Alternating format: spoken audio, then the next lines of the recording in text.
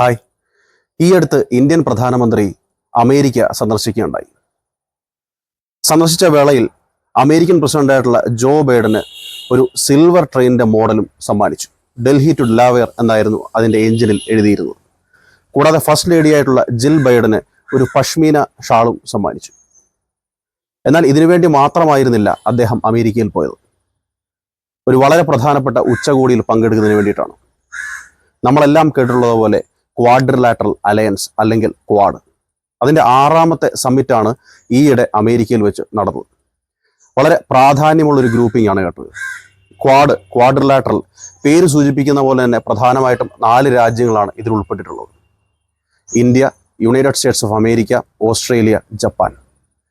ഇതിൻ്റെ ഒരു തുടക്കത്തിലേക്ക് നമ്മൾ പോവുകയാണെങ്കിൽ 2007 അന്നത്തെ ജാപ്പനീസ് പ്രൈം മിനിസ്റ്റർ ആയിരുന്ന ഷിൻസോ ആബെയാണ് ഇതിന് ഒരു തുടക്കം കുറിക്കുന്ന ആളെന്ന് പറയാം. അദ്ദേഹത്തിൻ്റെ ഒരു ഇനിഷ്യേറ്റീവ് ആയിരുന്നു ഈ ക്വാഡ് എന്ന് പറയുന്നത്.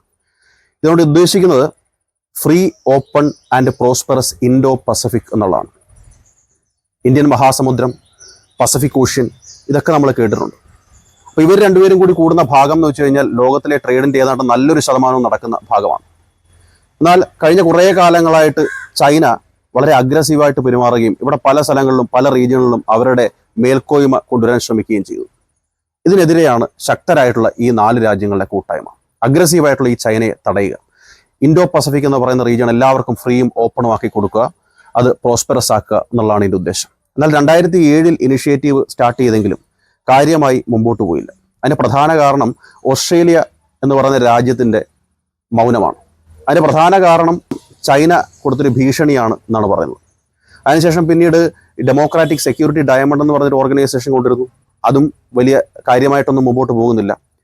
എന്നാൽ കുറച്ചധികം നാളിന് ശേഷം 2017 ആകുന്നതോടുകൂടി ഓസ്ട്രേലിയ കൂടി സ്ട്രോങ് ആയിട്ട് വന്നതോടെ ഓസ്ട്രേലിയയും ജപ്പാനും അമേരിക്കയും ഇന്ത്യയും ചേർന്ന് അതിശക്തമായ ക്വാഡ് രൂപവൽക്കരിച്ചു.